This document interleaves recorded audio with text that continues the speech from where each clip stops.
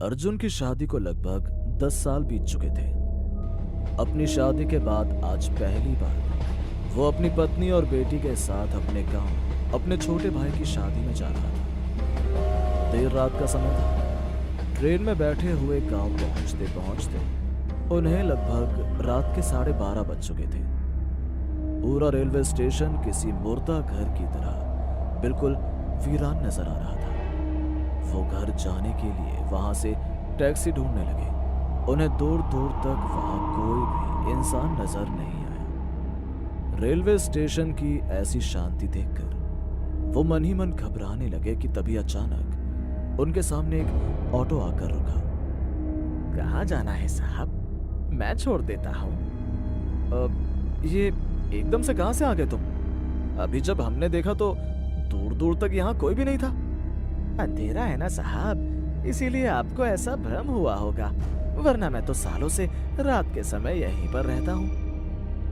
ये कहते हुए वो आदमी अर्जुन की ओर देखकर बड़े ही भयानक तरीके से मुस्कुराया। अर्जुन को वो ऑटो वाला कुछ ठीक नहीं लग रहा था, लेकिन इतनी रात गए उसके पास उस ऑटो में बैठने के अलावा और कोई चारा नहीं था। हमें झोलपुर गांव के अंदर ताजी मंडी के पास जाना है।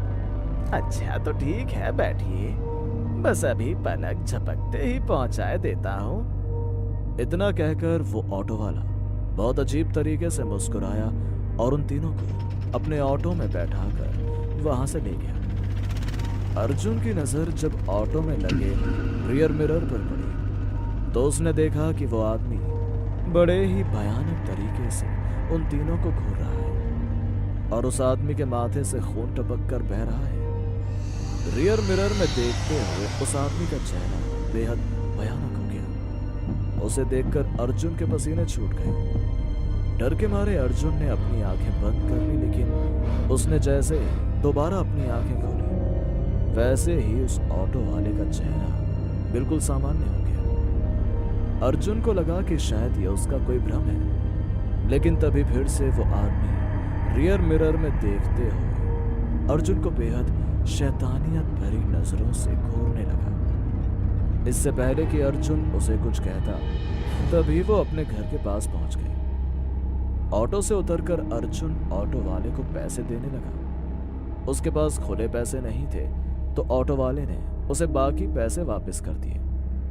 वो तीनों दूसरी ओर मुड़े ही थे कि तभी अर्जुन ने देखा कि ऑटो वाले ने उसे 50 रुपए ज्यादा दे दिए हैं। वो जैसे ही उसके बाकी पैसे उसे वापस देने के लिए मुड़ा तो देखा कि पीछे कोई भी नहीं था। अर्जुन और क्रिस्टीना एकदम से घबरा गए, क्योंकि ना तो उन्हें ऑटो स्टार्ट होने की आवाज आई और ना ही दूर दूर तक उन्हें वो ऑटो नजर आया। अर्जुन ने जब ध्यान से उस 50 रुपए के नोट को देखा तो उसका दिल दहल उठा। उस पर खून से बने अक्षरों में एक चेतावनी लिखी थी कि अब तुम नहीं बचोगे, अपने किए का कर्म तुम अब भोगोगे। अर्जुन ने यह बात क्रिस्टीना को नहीं बताई और वो तीनों अब घर पहुंच गए। घर में आते ही आयान और आनंदिता ने उनका बहुत अच्छा स्वागत किया। रात बहुत हो चुकी थी, इसलिए अर्जुन की मां सो चुकी थी। अर्जुन को तो सब कुछ नॉर्मल लग रहा था। इतने सालों बाद अपने भाई बहन से मिलकर वो बहुत खुश था, लेकिन क्रिस्टीना के चेहरे पर एक अलग सी परेशानी थी। उसे अपने शरीर पर हल्का हल्का भारीपन सा महसूस हो रहा था, जैसे कोई उसके शरीर पर हावी हो रहा हो। धीरे धीरे उसकी पलकें भारी होने लगी और वो अर्जुन और अपनी बेटी अलीसा के साथ अपने कमरे में सोने चली गई। सफर में वो बहुत थक चुके थे, इसीलिए बिस्तर पर लेटते ही अर्जुन और अलीसा की आंख लग गई। लेकिन क्रिस्टीना का मन न जाने क्यों बेचैन हो रहा था। उसे बार बार एक अजीब सी घुटन महसूस हो रही थी, इसलिए वो पूरी रात ठीक से सो नहीं पाई। अगले दिन जब वो उठी तो उसके पूरे बदन में एक अजीब सी थकान थी, जैसे वो कई दिनों से बीमार था। उसके शरीर पर कहीं कहीं नील पड़ने के निशान थे, जैसे किसी ने उसे बहुत ताकत से मारा हो। घर में खुशी का माहौल था। लगभग 20 दिन बाद अयान की शादी थी। शादी के कामों में मदद करवाने के लिए जैसे तैसे क्रिस्टीना तैयार होकर हॉल में आई, लेकिन वहां आते ही वो अचानक बेहोश होकर जमीन पर गिर पड़ी। सभी लोग उसे इस हालत में देखकर घबरा गए। उन्होंने डॉक्टर को कॉल की और डॉक्टर ने आकर उसका चेकअप किया। देखिए, घबराने की कोई बात नहीं है, अचानक हवा पानी बदलने से इनकी तबीयत खराब हो गई है। मैंने ये दवाइयाँ लिख दी हैं, 1-2 दिन में इनकी तबीयत बिल्कुल ठीक हो जाएगी। डॉक्टर की बात सुनकर सबकी जान में जा गई। 1-2 दिन बाद क्रिस्टीना अब बिल्कुल ठीक हो गई, लेकिन उसे इस घर में कुछ अजीब एहसास हुआ। उसे हर समय लगता था कि उसके आसपास कोई तो है जो उस पर नजर लगा है। उसे अपने साथ हर समय एक परछाई महसूस होने लगी। शादी के काम करते करते एक दिन वो बहुत थक चुकी थी। उस दिन अर्जुन भी शादी के काम से शहर गया था और अलीसा भी आनंदिता के साथ खेलते खेलते उसके पास ही सो गई। उस रात वो कमरे में अकेली थी। बहुत कोशिश करने के बाद भी उसे आज नींद नहीं आ रही थी। वो बार बार करवटें बदल रही थी। वो अपनी आंखें बंद कर नींद आने का इंतजार कर रही थी, लेकिन उसके चेहरे पर एक अलग सी शिकन थी। वो बहुत ही घबराई हुई थी कि तभी उसे अपने पीछे किसी के होने का एहसास हुआ। उसे लगा कि शायद अर्जुन शहर से वापस आ गया। अरे, बड़ी जल्दी आ गए तुम। मुझे तो लग रहा था कि तुम कल सुबह ही आओगे।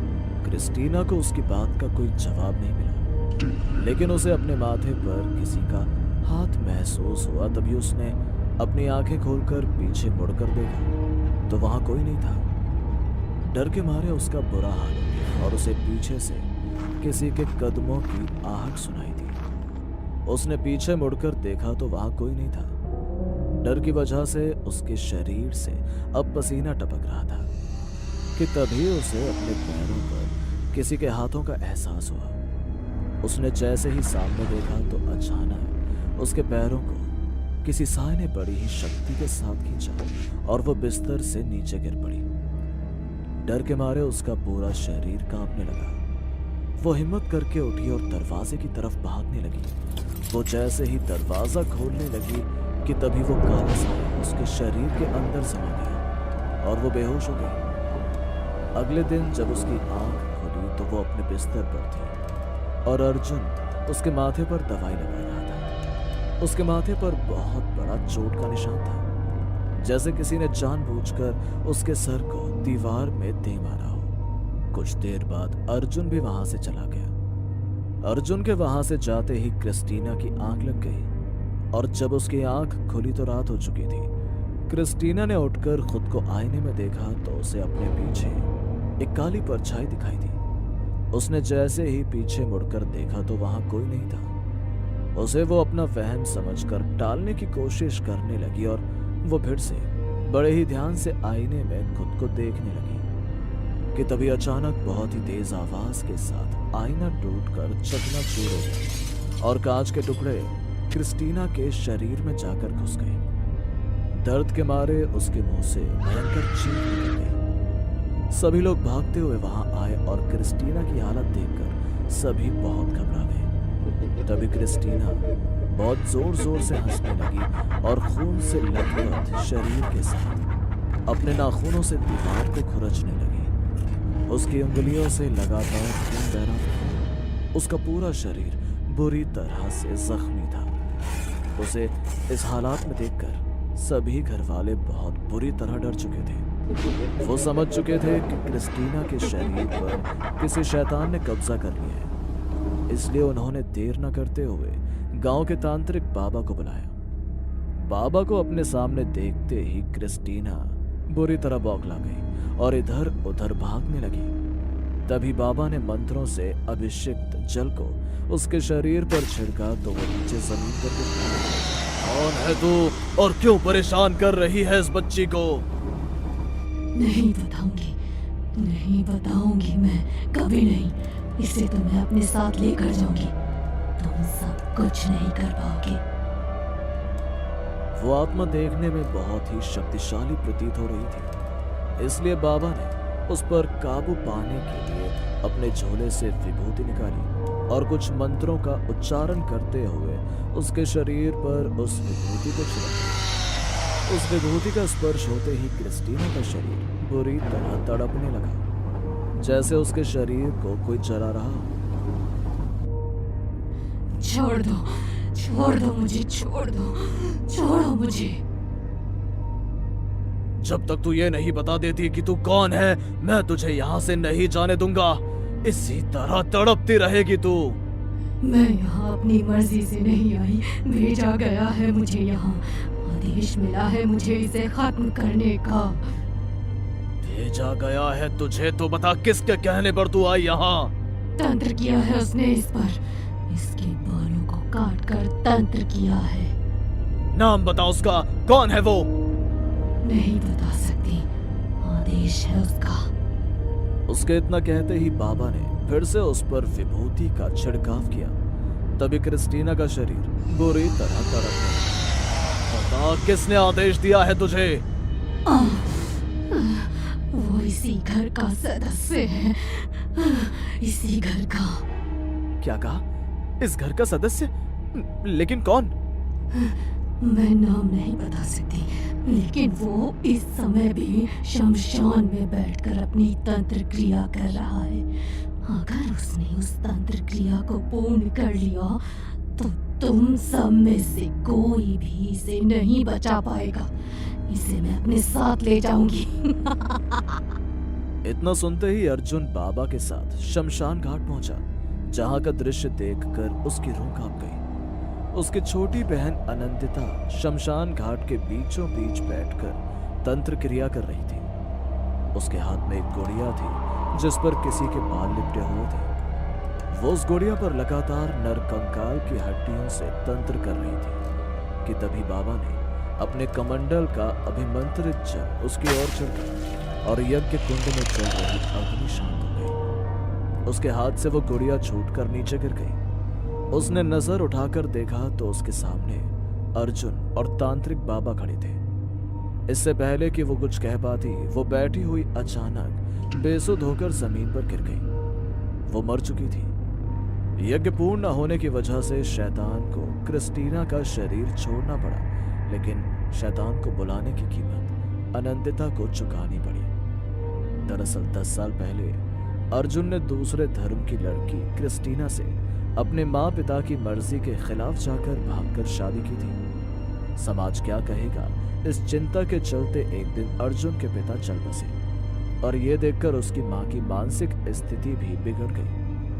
अनंतिता अपने पिता की मौत और अपनी माँ की इस हालत का जिम्मेदार क्रिस्टीना को मानती थी। इस बदले की आग में वो पिछले 10 सालों से जलती आ रही थी और इसीलिए इतने सालों से बिना एक बार भी बात किए उसने आयान की शादी के बहाने उन्हें गांव में बुलाया था ताकि वो क्रिस्टीना पर तंत्र करके उससे अपना बदला ले सके। क्रिस्टीना निर्दोष थी, लेकिन अनंतिता की बदले की भावना ने आज उससे उसकी जिंदगी को ही छीन लिया था। अमर की नई नई पोस्टिंग हुई थी। अमर अपने काम को लेकर बहुत खुश था। आखिर उसकी सालों की मेहनत जो साकार हुई थी और उसे एक अच्छी नौकरी मिली थी, जिस वजह से वो अपने घर से दूर अपनी पत्नी के साथ होशियारपुर पहुंचता है। यार, ये मेरी कहाँ पोस्टिंग करा दी है? इतना सुनसान इलाका, इस घर को छोड़कर तो कहीं कुछ भी दिखाई नहीं दे रहा है। चारों तरफ सन्नाटा पसरा हुआ है। अरे आप तो ऐसे डर रहे हैं जैसे कोई छोटा बच्चा खो जाने पर डरता है। नहीं नहीं माला, मैं डर नहीं रहा हूँ। यहाँ इतना सन्नाटा और इस वीरान जगह पर इस इकलौते घर को देखकर मेरे मन में न जाने क्या क्या ख्याल आ रहा है। चलो भी अब सामान उतारते हैं और घर की शिफ्टिंग भी हमें ही करनी है। अब माला और अमर अपनी कार से सामान उतारते हैं और माला सामान का बैग उठाकर घर में पहुंचती है। लेकिन जैसे ही अमर कार की डिक्की बंद करके घर की तरफ देखता है तो उसे लगता है उसके घर की खिड़की से कोई आदमी गया है। अब क्या ये भी मेरा वहम था? सच में पोस्टिंग वालों ने भी मुझे क्या ही सोचकर ये घर दिया था। अरे कहाँ रह गए आप? आपका वहम और जासूसी खत्म हो जाए तो मेरे साथ ये सामान रखवाने में मेरी मदद करवा देना। हाँ हाँ, आ गया। माला और अमर दोनों ही देर शाम अपने नए घर में पहुंचने के बाद सामान शिफ्ट करने लगते हैं। माला भी किचन में मसालों के डब्बे सेट कर रही होती है और माला को पीछे से डिब्बे पकड़ाए जा रहे होते हैं। तभी ऊपर वाले कमरे से अमर आवाज लगाकर माला से कहता है, माला, मेरा फोन नीचे है क्या? आते हुए लेती आना। और प्लीज 5 मिनट तुम ऊपर आ सकती हो क्या? तुम्हें कुछ दिखाना है। ये कब डिब्बे मुझे कौन पकड़ा रहा था और अमर की आवाज आते ही ये कब टूट कैसे गया? आ रही हो क्या तुम माला? तुम कुछ बोलती क्यों नहीं? हाँ हाँ हाँ, आ रही हूँ। ये ऊपर है तो मेरे साथ कौन था जो मेरी हेल्प कर रहा था? या फिर मुझे भी इस आदमी ने वहम में डाल दिया है। अगर ऐसा हुआ तो मैं इसे छोड़ूंगी नहीं। अब माला ऊपर जाती है तो अमर बेडरूम में बिस्तर ठीक कर रहा होता है और वो माला को कमरे में देख माला के पास आता है और माला से कहता है, देखो माला, पूरे घर में सिर्फ एक यही बेडरूम है जो इतना ज्यादा सजा हुआ है। पहले तुम मुझे ये बताओ कि जब तुम नीचे थे तो ऊपर आकर आवाज लगाने की जरूरत ही क्या थी? तुमने जब मुझे कहा कि ये बैग ऊपर पहुंचाना है तब से मैं नीचे गया भी नहीं हूँ। क्यों, क्या हुआ? कहीं तुमने भूत तो नहीं देख लिया? मुझे कह रही थी कि मैं डरपोक हूँ, अब खुद की शक्ल पर 12 बजे हुए हैं। माला को कुछ समझ नहीं आ रहा था कि नीचे उसके साथ कौन था, लेकिन अब जब अमर बाथरूम में फ्रेश होने जाता है तो वो देखता है कि नल में तो पानी ही नहीं आ रहा है। तभी वो अपनी पत्नी से अंदर से कहता है, सुनो माला, कहाँ हो? थोड़ा नीचे देखो, पानी आ रहा है क्या? यहाँ तो एक बूंद पानी नहीं है। जी मैं देखती हूँ।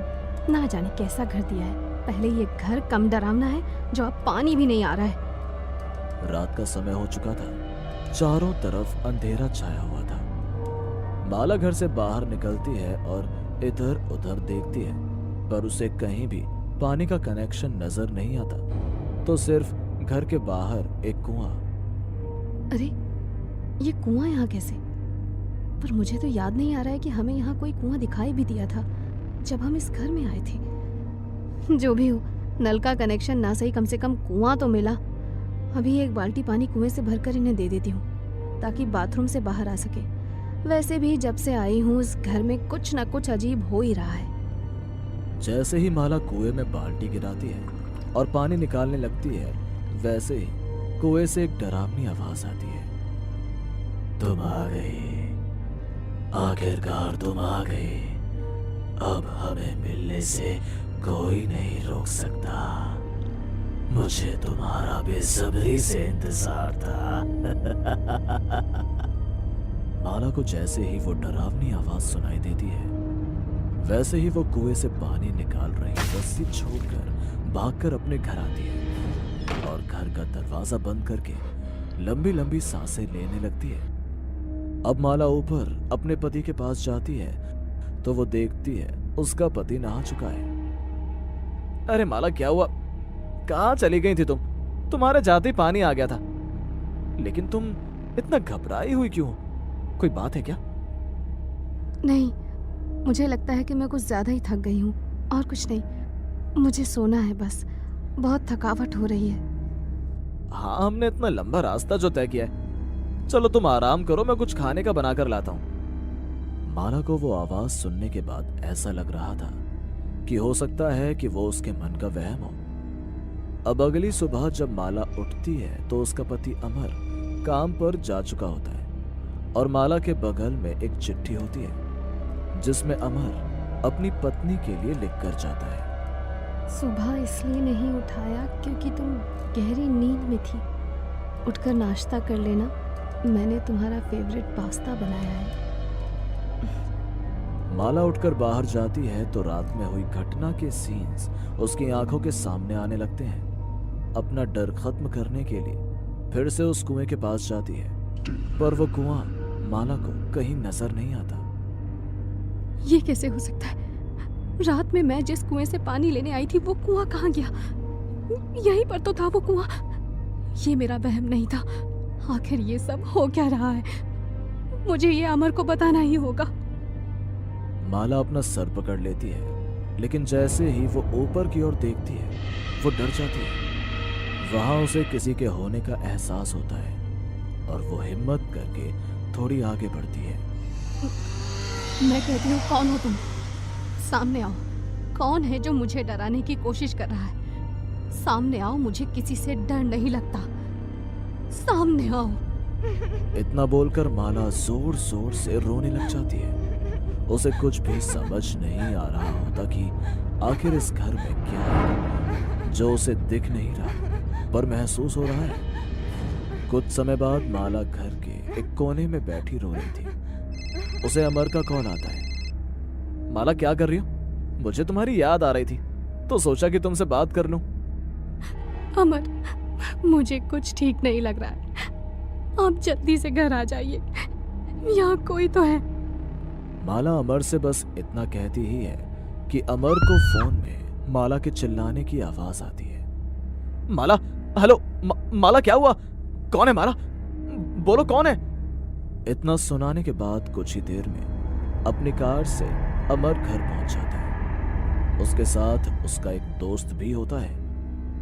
माला, माला कहाँ हो तुम? ये पूरे घर में इतना अंधेरा क्यों है? लगता है लाइट चली गई है। रोहित, तू उस तरफ देख, मैं यहाँ देखता हूँ। अमर जब ऊपर जाता है तो वो देखता है उसकी पत्नी अपने बालों को खोले बैठी हुई है और जैसे ही माला अपना सर उठाती है अमर बहुत डर जाता है क्योंकि माला के अंदर आत्मा प्रवेश कर चुकी है। माला हवा में उड़ने लगती है और उड़ते हुए घर से बाहर आ जाती है। माला कुएं के पास आकर खड़ी हो जाती है और अमर से कहती है, मैं यहाँ आने वाले हर इंसान को मार डालूंगा क्योंकि ये मेरा घर है और सालों से मैं यहाँ रह रहा हूँ। तुम सब मारे जाओगे। देखो देखो, तुम जो भी हो, बस मेरी पत्नी को छोड़ दो। हम आज के आज ही इस घर को छोड़कर चले जाएंगे। बस तुम मेरी बीवी को छोड़ दो। मैं तुमसे विनती करता हूँ। जहां अमर अपनी बीवी की जान की भीख मांग रहा था तो वही रोहित पीछे से भागने की कोशिश कर रहा था, पर माला रोहित को भागते हुए देख लेती है और अपनी बुरी शक्तियों की मदद से रोहित के ऊपर वार करती है और रोहित की मौके पर ही मौत हो जाती है, जिसे देख अमर के होश उड़ जाते हैं और वो डर से बेहाल हो जाता है। रोहित, तुम जो कहोगे मैं वो करने के लिए तैयार हूँ। बस तुम हमें यहाँ से जाने दो। मेरी माला को छोड़ दो। मैं तुम्हें तभी छोड़ सकता हूँ जब तुम यहाँ से जाने की जुर्रत नहीं करोगे। अगर तुम यहाँ से गए तो फिर कोई और यहाँ आ जाएगा और मैं नहीं चाहता कि मेरे घर में कोई रहे। ये औरत तुम्हारी बीवी नहीं बल्कि मेरी बीवी थी, सुधा, जो कि फिर से जन्म लेकर अब तुम्हारी बीवी माला में रह रही है। इसलिए मैं चाहता हूँ तुम अपनी बीवी के साथ यहाँ रहो ताकि मैं अपनी सुधा के पास रहूं और वो रोज कुएं से पानी भर सके, क्योंकि मेरा और सुधा का प्यार भी तो इस कुएं से ही शुरू हुआ था। लेकिन एक काली रात जब मेरी पत्नी अचानक ही मुझे छोड़कर चली गई तो मैं कई रातों तक उसके लौटने का इंतजार करता रहा कि कभी ना कभी वो इस कुएं पर पानी भरने आएगी, लेकिन वो नहीं आई। जिसके बाद मैं इस कुएं में छलांग लगाकर मैंने खुद की भी जान दे दी ताकि मरने के बाद भी मैं अपनी सुधा से जुड़ा रह सकूं। पर मैं चाहता हूँ अब माला रोज सुबह शाम इस कुएं से पानी भरे।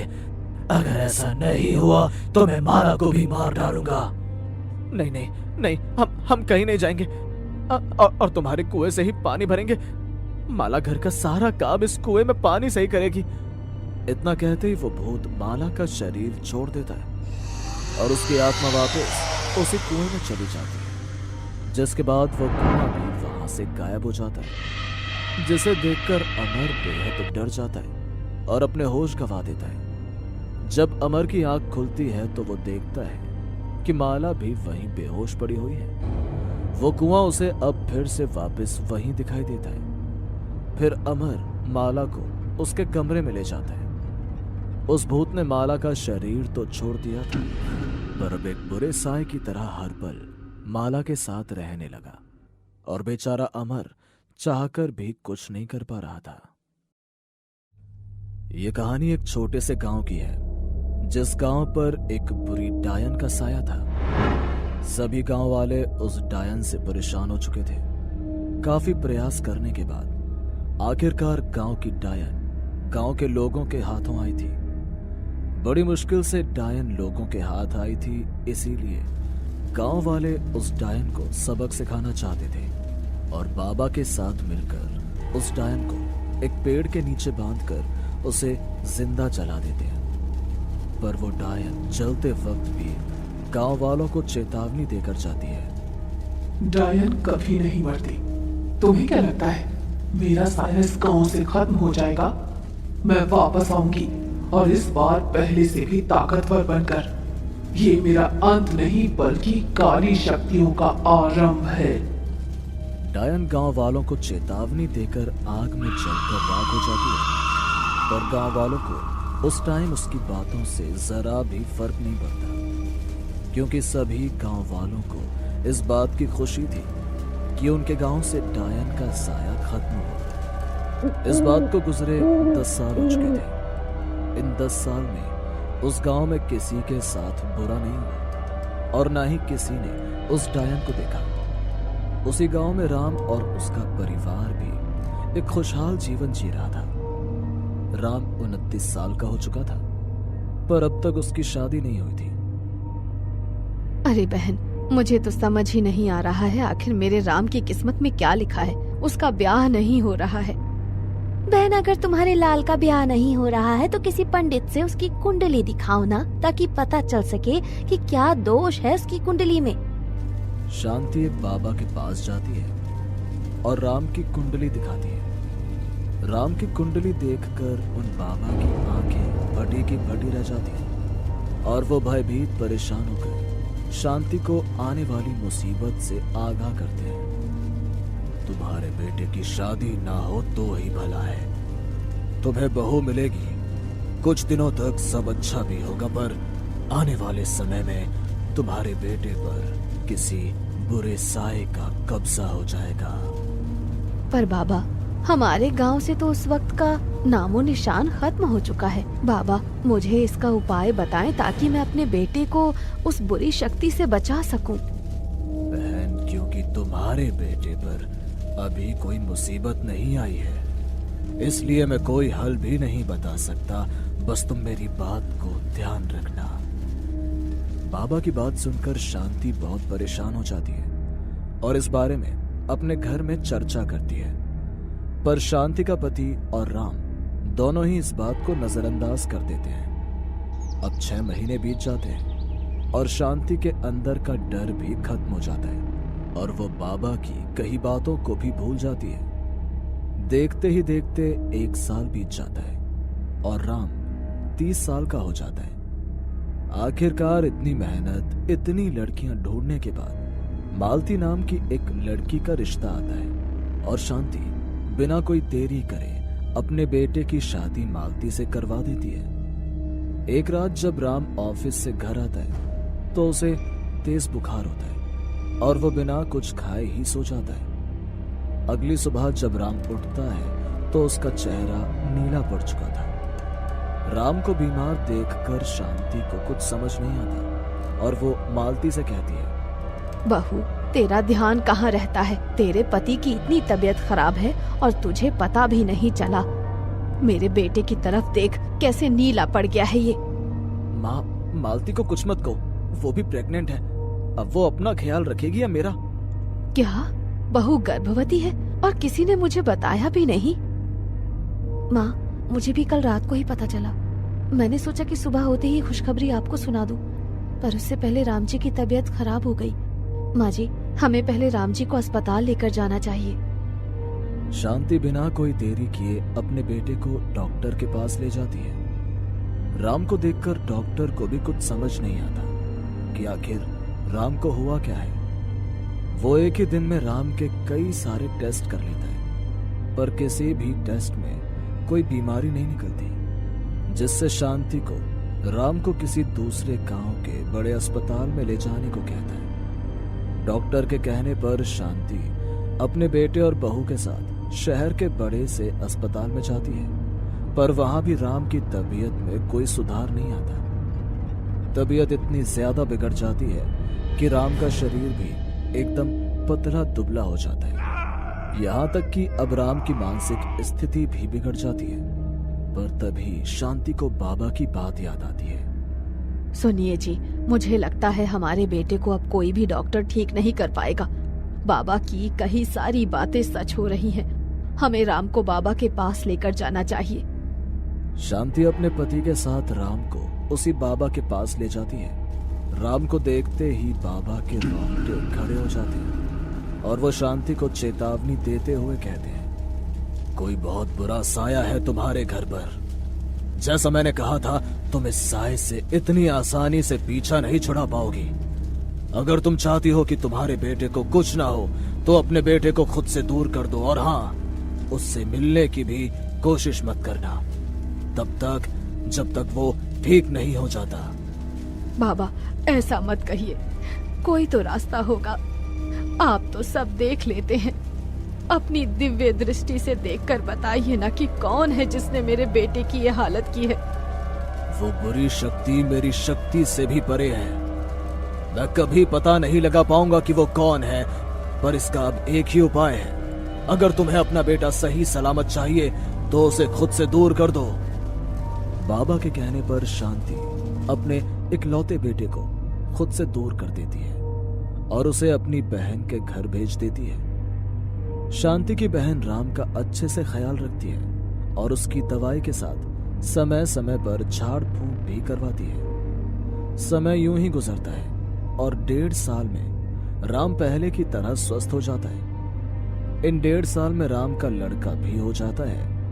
जब राम को अपने बेटे की खबर मिलती है तो उसे बर्दाश्त नहीं होता और वो अपने बेटे से मिलने के लिए गांव पहुंच जाता है। राम को गांव में आए हुए 1 हफ्ता हो चुका था और सब कुछ ठीक था, जिसके बाद शांति को लगता है कि उसके घर से बुरा साया टल गया। पर बच्चा आधी रात को रोने लगता है। उसकी आंखों से खून के आंसू निकलते हैं। बच्चा बुखार से तपने लगता है और उसका पूरा शरीर नीला पड़ जाता है। राम के बेटे के साथ भी वही हो रहा था जो आज से 1.5 साल पहले राम के साथ हुआ था।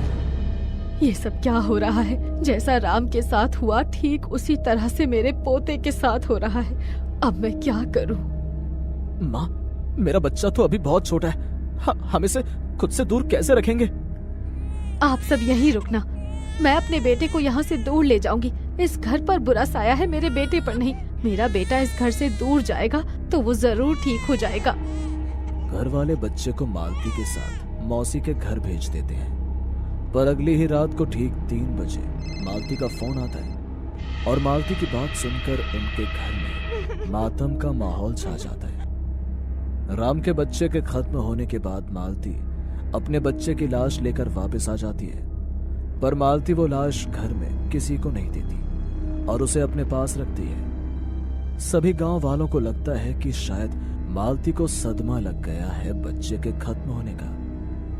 पर रात को मालती अपने मरे हुए बच्चे को लेकर एक सुनसान जगह जाती है। शांति अपनी बहू को अपने पोते की लाश जंगल की ओर ले जाते देख हैरान हो जाती है। अब शांति अपने बेटे के साथ अपनी बहू का पीछा करती है, जहां वो देखती है कि उसकी बहू के आसपास बहुत सारी आत्माएं हैं और वो उन आत्मा के साथ मिलकर अपने बच्चे की लाश पर किसी काली शक्ति की पूजा कर रही है। मालती कोई और नहीं बल्कि वही डायन थी जिसे सभी गांव वालों ने मिलकर आज से 10 साल पहले जिंदा जलाकर मारा था। अब राम और शांति बिना कोई देरी किए वहां से गांव में आते हैं और सभी गांव वालों का दरवाजा पीटकर उन्हें जगाते हैं। सभी गांव वाले अपने घर से बाहर निकलते हैं। वो डायन वापस आ गई है। हमारे गांव से उस डायन का साया अब तक खत्म नहीं हुआ है। उस डायन ने सबसे पहला शिकार मेरे घर को बनाया है।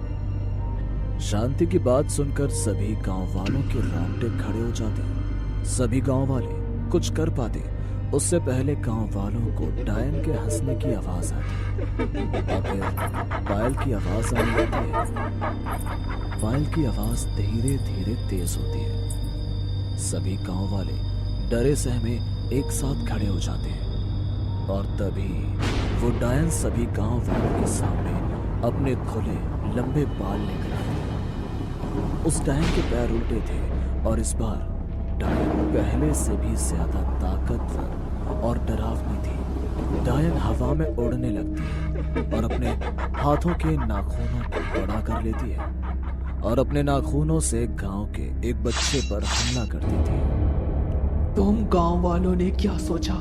तुम मुझे खत्म करके मुझसे पीछा छुड़ा लोगे? मैंने अपने बच्चे की बलि चढ़ाई है, अब मुझे कोई नहीं मार सकता। मैं पहले से भी ताकतवर हो गई हूँ। अब मैं इस गांव के हर बच्चे को खत्म करके अमर हो जाऊंगी।